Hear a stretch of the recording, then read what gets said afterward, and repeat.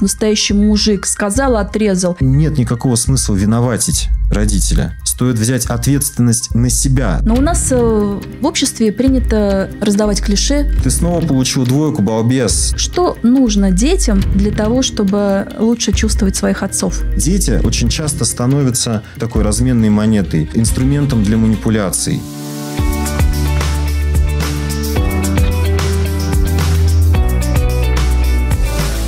Здравствуйте! Мужское воспитание – это как дерево. Чем глубже корни, тем крепче крона. Но растить нужно не только силу, а еще и характер. Сегодня на тему отцов и детей размышляем с клиническим психологом Искандером Мустафиным. Разберемся, какие интонации формируют у мальчика уважение, силу и уверенность.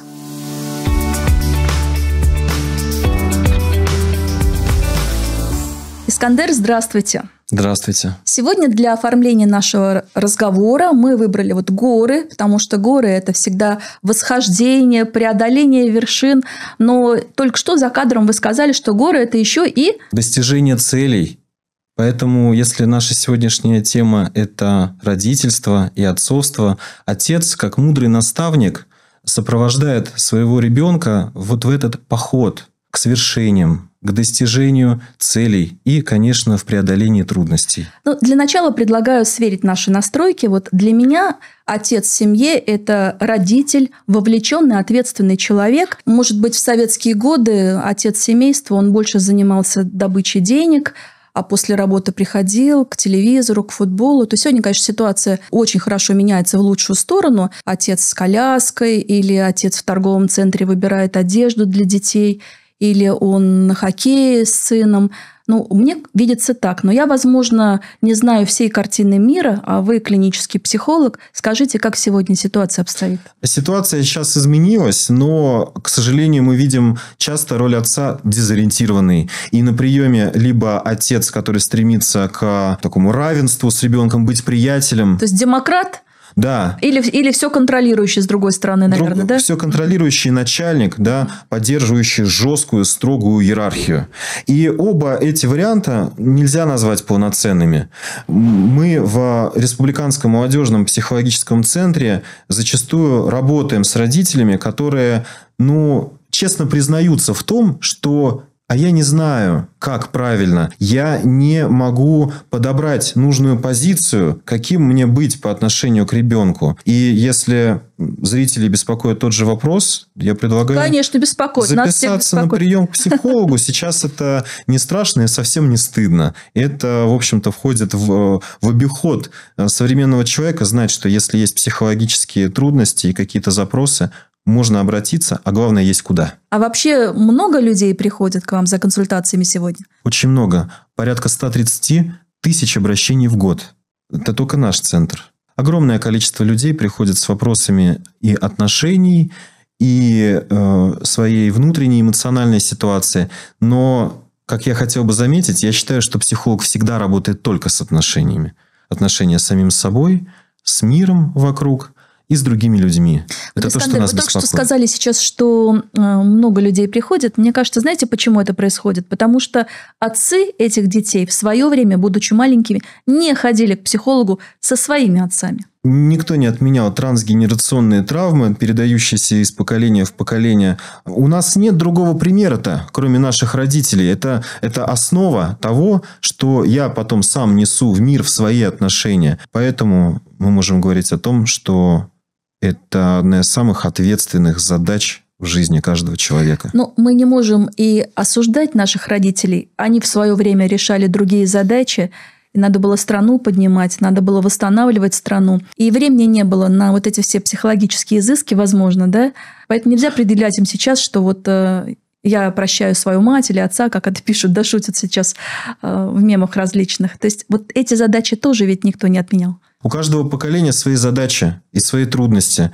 И наши родители проживали свой период взросления, так, как они могли, так, как они умели. Как диктовало время, скорее всего. Как диктовало время, конечно. На самом деле мы исходим из того, что каждый из нас действует из лучших побуждений и из, знаете, тех ресурсов, тех возможностей, которые у нас есть. И если у меня вот был такой родитель, который, где-то, может быть, не соответствует моим ожиданиям, не додал мне тепла, любви и так далее, нет никакого смысла виноватить родителя. Стоит взять ответственность на себя за то, что я теперь сам могу сделать в своей жизни. На вашей практике в каком возрасте наступает этот момент, когда человек осознает, что я теперь хозяин своей жизни, родители здесь не виноваты, и я беру ответственность за все на себя сам? У нас есть 3 основные психологические позиции. Это позиция ребенка, позиция родителей и позиция взрослого. Взрослый формируется после возраста совершеннолетия, когда вчерашний ребенок, он понимает, что он сам может опираться на себя. То есть 18 лет, 18 плюс, да? 20 лет, да. На самом деле мы наблюдаем некоторую инфантилизацию, и взрослеют дети сейчас, не сказать, что очень рано, да, но после 20 лет в среднем я действительно, как полноправный взрослый участник всех социальных отношений, могу действовать и могу рассчитывать на себя. И поэтому ответственность за мою жизнь, за мои эмоции, за мои поступки, за то, как я реагирую, за то, какие отношения с другими людьми я конструирую, она уже не на родителях. Она уже на самих вчерашних детях. Мне кажется, сегодня дети не боятся родителей. Слава богу, сегодня детей не бьют. Но, может быть, они не боятся, потому что они мало видятся со своими отцами. Вот по одному из социологических опросов 2023 года участвовало 1200 москвичей. Отцы общаются со своими детьми 35 минут в день. Но, может быть, по нашей республике ситуация другая. На самом деле ситуация достаточно типичная для нас. То есть времени совместного препровождения не хватает. И, конечно, за 35 минут в день очень трудно установить такой контакт, чтобы родитель был действительно авторитетной личностью для ребенка, и чтобы между родителем и ребенком установились такие вот теплые, доверительные отношения. То есть вы с этой цифрой согласны? 35 минут по большей части, да. Может быть, у нас это немножко побольше цифра, да. Но, знаете, можно говорить о цифрах, о количестве, а можно говорить о качестве. И если мы, учитывая современный темп жизни, занятость наших, наших отцов, родителей, мы понимаем, что можно компенсировать качеством, то есть интенсивностью вот этой вот вовлеченности, погруженности и внимание к своему ребенку. Безусловно. На кого сегодня главный акцент в семье делается? Если были времена, когда, мы помним, и бабушки, и дедушки жили вместе с детьми, с внуками, бабка за репку, репка за детку, вот это все, то сейчас порой кажется, что правит балом в семье младенец. Может, я ошибаюсь? Я с этим соглашусь. Мы наблюдаем вообще определенную такую инфантилизацию со стороны родителей. Ребенок зачастую становится центром вселенной, и с психологической точки зрения это настоящая катастрофа. Потому что ребенок, которого влекут импульсы, какие-то его эмоциональные реакции, капризы, с которыми он не может совладать, понимает, что родитель не имеет той власти контролировать ситуацию, в должной мере. И он с его вот этим необузданным хаосом, еще пока не будучи способным его контролировать, оказывается в очень тревожной ситуации. В ситуации экзистенциальной тревоги, где недостаточно контроля, где недостаточно структуры, где действительно его импульсы и капризы правят бал. Иногда бывают такие семьи, где отец, глава семейства, прям вот настоящий мужик, сказал, отрезал. И ребенок его слушается по первому слову, по первому зову, подчиняется. Но порой, наверное, какой-то таинственный айсберг скрывается внизу за вот этим послушанием. Как тогда тут быть? Такую ситуацию нельзя назвать здоровой. Вот буквально из недавнего на приеме подросток с невротическими нарушениями.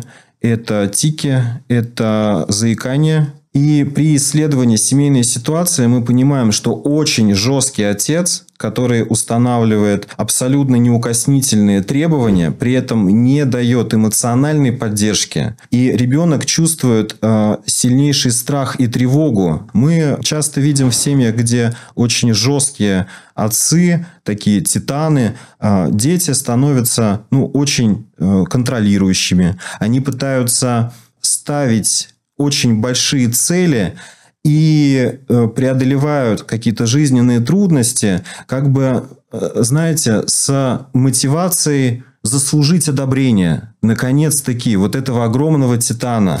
А где граница между требовательностью и эмоциональным насилием? Граница есть. Эмоциональное насилие, оно проявляется очень часто в фразах вроде того, что обесценивающие фразы. Ты направленные к личности, да, ты снова получил двойку, балбес, да, в нашей семье нет двоечников, ты нас позоришь, да, какие-то фразы, которые унижают достоинство личности. В то же время можно говорить о коррекции поведения, совмещенные с эмоциональной поддержкой, да, я вижу, что у тебя есть трудности с этим, я помогу тебе исправить, я знаю, что ты можешь лучше, скажи, в чем я могу тебе помочь, как тебя поддержать.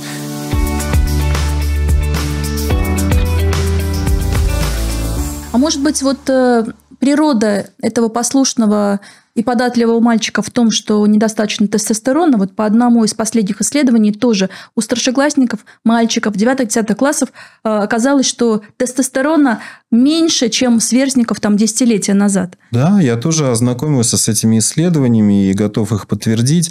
То есть, это есть действительно? Это есть. Я хочу только, наверное, заметить, что дело здесь не в каких-то встроенных физиологических механизмах в саму популяцию. Здесь, смотрите, дело в образе жизни, в недостатке активности, физической активности, в нарушениях сна, питания. Надо восстанавливать сон, надо снижать время в гаджетах, да, перед экраном телефона. И, конечно, спорт, активность. Для девочек, вы сказали, да, что у девочек больше, чем нужно. Подтверждает гормональный дисбаланс. Здесь дело еще в хроническом стрессе. Хронический стресс увеличивает выработку кортизола, который, в свою очередь, провоцирует повышение этих естественных андрогенов, да, в частности, тестостерона у девочек. Поэтому, на самом деле, восстановить ситуацию можно, но надо разбираться в каждом конкретном случае и работать с достаточно простыми режимными, системными вещами. Да? Опять же, сон, питание, потому что, например, если мы говорим про неправильное питание, то это ожирение зачастую. И в жире уже содержится фермент, который тоже провоцирует снижение выработки эндогенного тестостерона, внутреннего естественного тестостерона. Наше здоровье – это еще и очень важное эмоциональное состояние. Взаимоотношения отца с матерью и ребенка – это тоже, наверное, один из поводов обратить внимание именно на… это основа мужского воспитания, возможно. Да, безусловно, это пример отношений, и мы можем говорить о том, что отец – это пример маскулинности, мужественности, женщина в семье, соответственно, это образец женского поведения, и то, как они взаимодействуют, это накладывает отпечаток на понимание в целом социальных отношений ребенка. Смотрите, отец через свое отношение к матери несет такие истинно мужские ценности, потому что это в природе мужчин заботиться о женщине, защищать женщину, поддерживать ее. Да? А с другой стороны, например, решать конфликты. Ведь очень интересная ситуация. В каждой семье, в любой семье есть конфликты. Вопрос только в том, как они решаются. У каждого из членов семьи свои потребности, свои интересы, и они в какие-то моменты сталкиваются. Но приведет ли этот конфликт к какой-то взрывной эмоциональной ссоре, или он с позиции партнерства будет разрешен? На самом деле, очень много примеров конфликтных отношений. В том числе я работаю в качестве медиатора. И медиация есть урегулирование конфликтов. Такой переговорщик, да? Да, с приглашением третьей стороны. И мы очень часто видим, когда ситуация, которую, в общем-то, можно было решить еще где-то, может быть, на начальном стадии формирования, да, настолько заряжена, доверия и такая высокая степень эскалации, что партнеры, бывшие супруги, может быть, они перестают не то чтобы видеть, не то чтобы слышать, но и видеть друг друга. И видеть внутри этого конфликта, в его контексте, своих детей. Мне кажется, мы с вами сейчас плавно перешли к разводам. И это, конечно, болезненная тема, безусловно, особенно, наверное, для детей. Но у нас в обществе принято раздавать клише мужчинам и женщинам. Если мужчина один воспитывает ребенка, то он герой, а если женщина одиночка, то не совсем это бывает так. Какие интонации матери необходимо передавать сыну, чтобы воспитать сына мужиком? Просто замечать здоровые, естественные мужские качества, достоинства, ценности и проявления. Обращать на это внимание. Смотрите, внимание, можно сказать так, это особая энергия, которая высвечивает для ребенка то, что важно, куда направлено внимание матери или отца, подчеркивает для ребенка значимость тех или иных проявлений в мире. И если мать подчеркивает то, что мужчина ведет уважительно себя к женщине, да, проявляет благодарность к мужчине за конкретные поступки. Или, например, даже находясь в ситуации развода, говорит, твой отец хороший человек, со своими слабостями, конечно, но он тебя очень любит. Да? То есть не обесценивает личность родителя. А если мы с другой стороны посмотрим на высказывания вроде того, что ты такой же, как твой отец, или все... все мужики козлы там, да, какие-то... Мне кажется, сейчас мамы очень продвинутые и редко кто себе такое отпускает, но я могу ошибаться, конечно. Не прямым текстом иногда, могут быть какие-то, так скажем, завуалированные послания. Да, действительно, я не хочу сказать, что сейчас это звучит часто, но просто хочется сказать, что если подобное происходит, то мама, она, на самом деле, буквально пилит тот сук, на котором сама находится вместе с ребенком.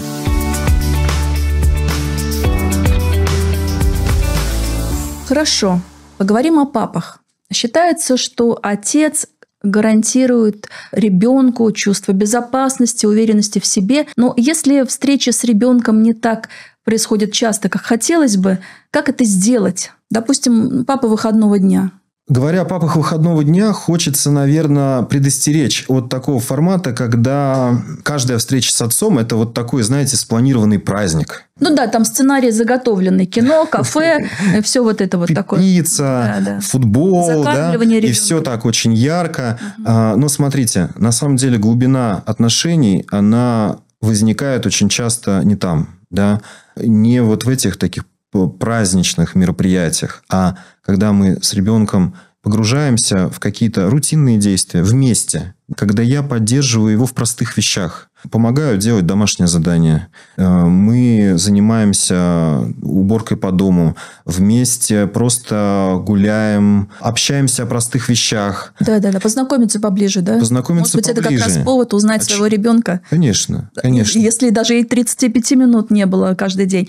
Вот вы сказали кино, кафе и все такое, да? Если не... И привели пример учить уроки вместе. Да, возможно. Если не уроки, то что нужно детям для того, чтобы лучше чувствовать своих отцов? Совместные походы, спорт, изучение каких-либо вопросов, да, вместе, может быть.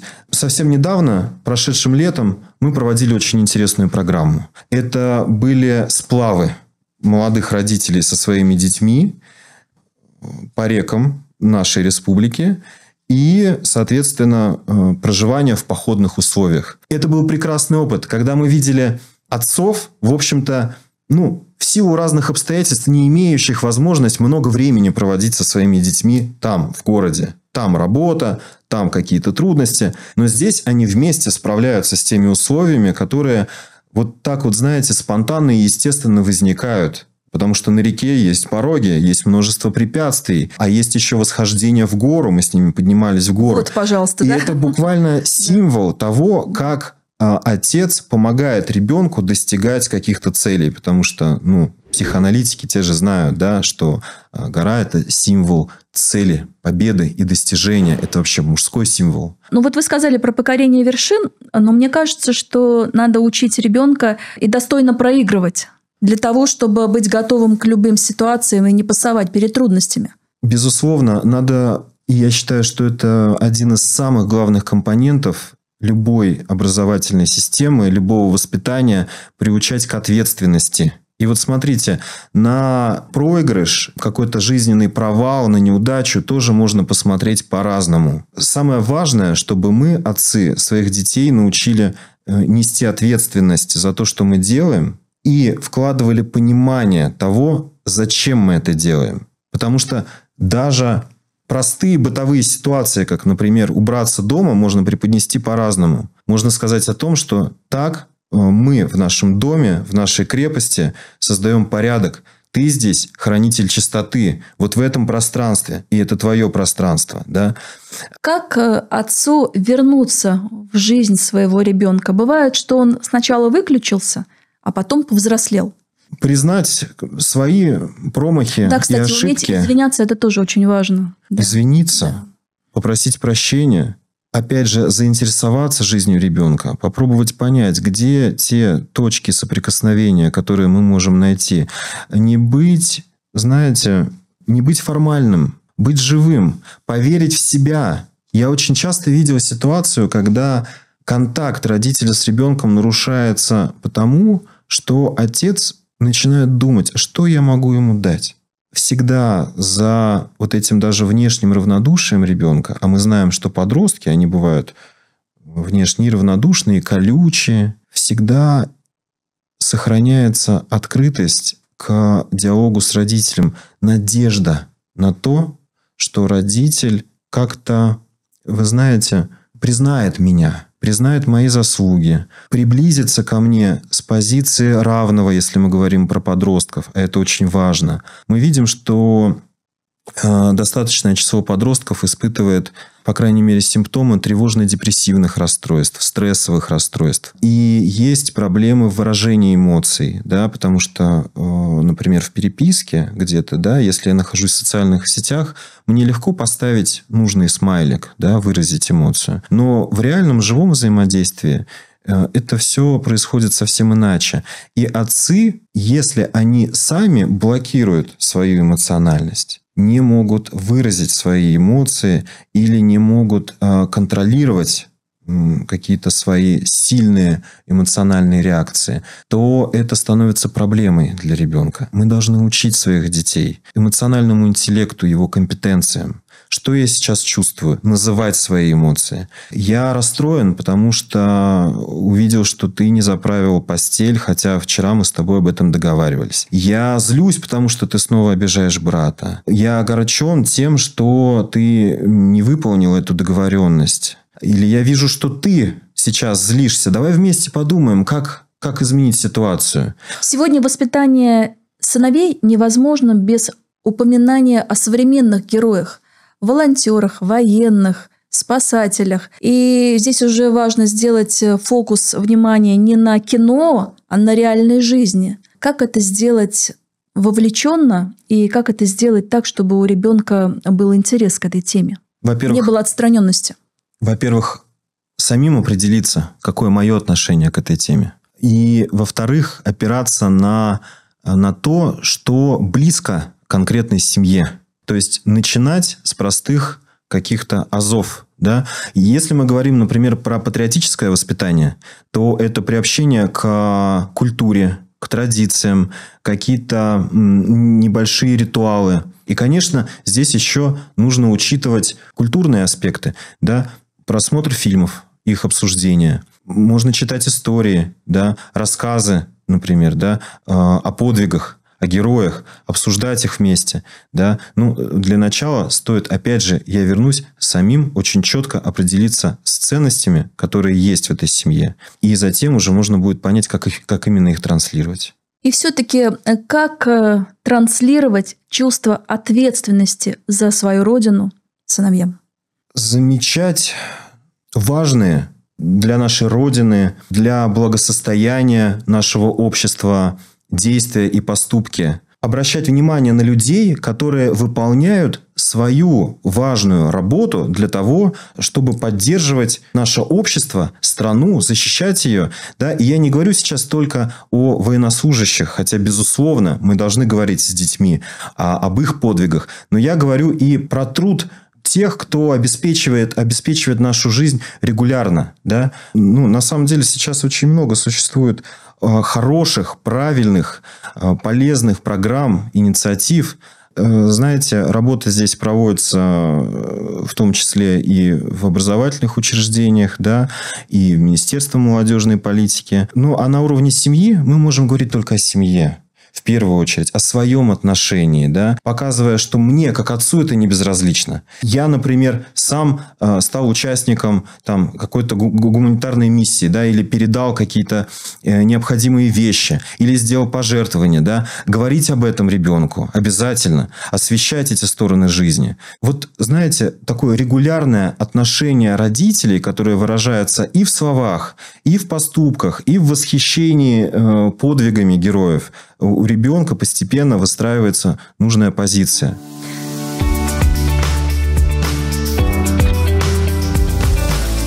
Резюмируя наш разговор, хочется заметить, что вовлеченный отец всегда ближе к сердцу любому ребенку, так? Конечно, это так.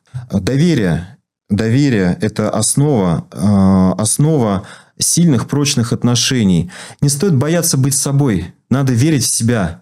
Каждому родителю осознавать, что для ребенка драгоценна каждая минута, проведенная с вами. Совсем недавно у меня на приеме был отец, который сетовал, как же так? Мы с ребенком проводим столько времени вместе, а что-то не получается. Но когда при ближайшем рассмотрении мы выяснили, что вместе они просматривают фильмы в основном, да, мы предложили, допустим, вместе собрать шкаф, да, который при переезде они купили. И собирая этот шкаф, ребенок поранил палец, а отец ему помог, и у них вместе завязался какой-то разговор о том, что же, собственно, как его собрать. И они сблизились. В этих простых вещах мы на самом деле очень часто видим возможность сближения. Родители, не бойтесь быть самими собой и привносить себя в общение с детьми. А когда поехали в травмпункт, то мама была просто в шоке.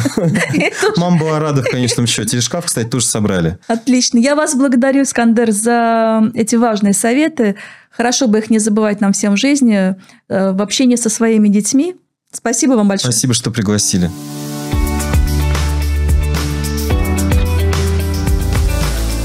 Мир меняется, но потребность в сильных мужчинах остается. А запрос на смелых и отважных защитников Родины даже возрос. Спасибо, что эти полчаса посвятили этому подкасту. Спасибо вам за внимание.